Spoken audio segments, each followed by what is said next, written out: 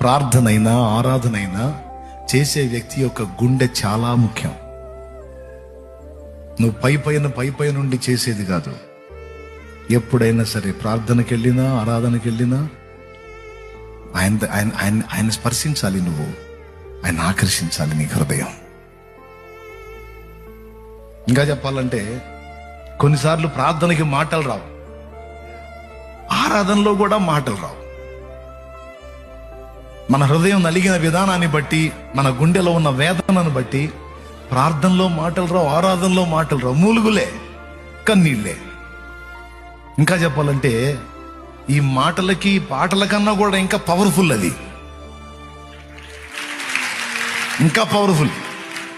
మాటలు కూడా ఆగిపోయి ఒట్టి మూలుగులతో కన్నీళ్లు గారుస్తూ నువ్వు దేవుణ్ణి ఆత్మలో అడుగుతుంటావు చూడు, ఆత్మలో చెప్పుకుంటావు చూడు. నీ విన్నపం ఉందా, నీకు అనుభవం?